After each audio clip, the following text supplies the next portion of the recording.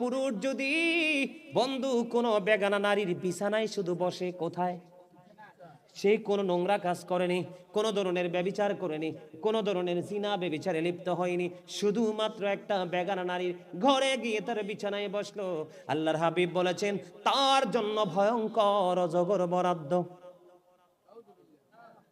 সবল মারতে থাকবে। মনে রাখবেন একটা কথা, লা ইয়ামুতু ফিহা ওয়ালা ইয়াহইয়া ওয়া মা হুম আনহা বিগাইবিন। বাঁচতেও পারবা না, মরতেও পারবা না, পালাইতেও পারবা না। এখন কি অন্য কোন রাস্তা আছে নেই? না না, অন্য কোন রাস্তা নেই। আল্লাহ বলেছে ইন্না বাতুশা রাব্বিকা লাশাদীদ। আল্লাহ রাব্বুল আলামিনের পাকড়াও বড় শক্ত, আল্লাহর ধরা বড় শক্ত ধরা। আল্লাহ খুব শক্তভাবে ধরবে বন্ধু।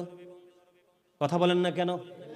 ইন্নাল্লাহা সারিউল হিসাব, Allah is quick to take account. Allah হিসাব গ্রহণে অত্যন্ত তৎপর।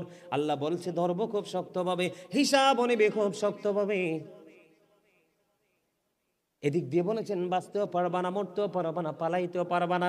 এখানে আরো বড় ধরনের একটা কাজ হলো বন্ধু, আমাদের মধ্যে, আমাদের এই দেশে এই রোগ আছে কিনা?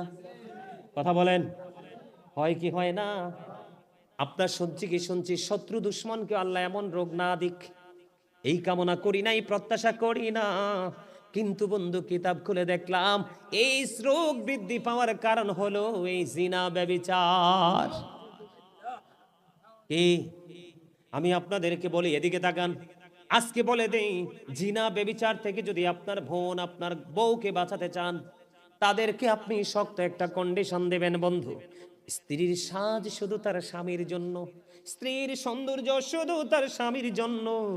আমি আজকে বলে যাই বড়রাই, কাঞ্চনপুরের মা বোনদেরকে, মা গো, যদি স্বামী বাংলাদেশে কোনো ভিআইপি জব করে, তোমার কাছে নাই, তুমি সাজগোজ করিও না, সুন্দর কোনো জামা পরিও না, যদিও পড়ো তুমি আউটসাইডে যাইও না, কোনো পুরুষ তোমার দিকে যেন কোন নজর দিতে না পারে। স্বামী যখন গড়ে আসবে, স্বামী আসার আগে, স্বামীকে রিসিভ করার আগে সুন্দর জামা পরো, সুন্দর শাড়ি পরো, সুন্দর করে সেজে গোজে।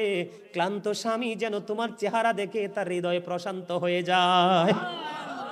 এটা হলো ইসলামের বিধান। এটা কি?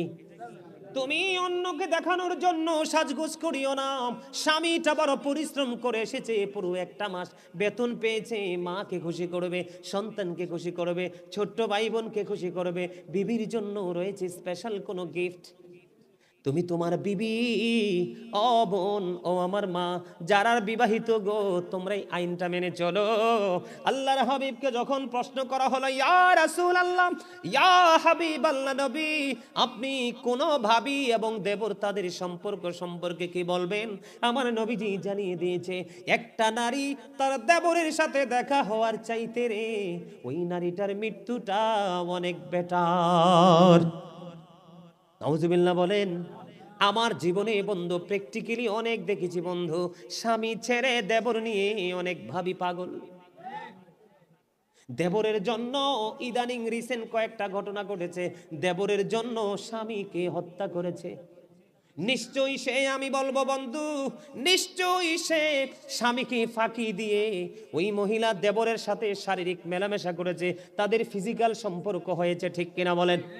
এই কারণে সেই তার দেবরের প্রতি আসক্ত হয়ে সে, অনেকেই দেখা যায় প্রেমিকার সাথে, প্রেমিকের সাথে আতাত করে, দেখছেন নি, টিভি খুললে দেখবেন, প্রেমিকের সাথে আতাত করে তার প্রাণের স্বামীকে হত্যা করে ফেলে। অথচ দা ওয়াইফস প্যারাডাইস। আমি আপনাদেরকে বলবো বন্ধুরে আমার, আল্লাহর হাবিব জানিয়ে দিয়েছে, স্বামীর পায়ের নিচে স্ত্রীর জান্নাত। The wife's paradise under the feet of the husband. স্বামীর পায়ের নিচেই। এখন যাইয়া আবার স্বামীর পায়ের নিচে কোদাল দিয়ে মাটি খনন করেন না। স্বামীর পায়ের নিচে স্ত্রীর জান্নাত, সেটার মিনিং হলো স্বামীর সন্তুষ্টিতে স্ত্রীর জান্নাত। কোন স্বামীর আগে যদি কোনো বিবি মারা যায় রে, ওই বিবির কবরের পাশে দাঁড়াইয়া যদি কোনো স্বামীর চোখ দিয়ে কয়েকটা ফোঁটা পানি ফালায়, আর যদি আল্লাহর দরবারে দুটো হাত তুলে বলে, মালিক মালিক ও, আমার এই বিবিটা ছিল পৃথিবীর শ্রেষ্ঠ বিবি, আজকে আমাকে একা রেখে চলে গেছে, তোমার হাতে তুলে দিলাম, তাকে তুমি জান্নাত বরাদ্দ দাও।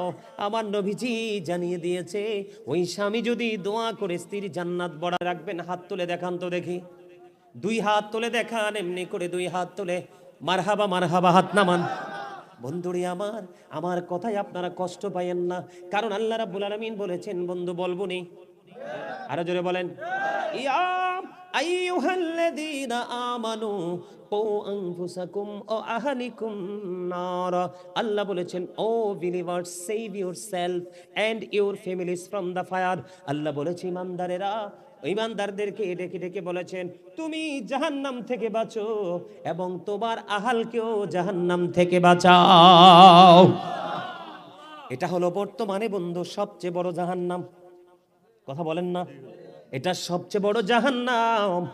ও বন্ধু আমার দিকে তাকান, আবারও আমি পুনরায় আবারও রিপ্লাই করতেছি, আমার দিকে তাকান। একটা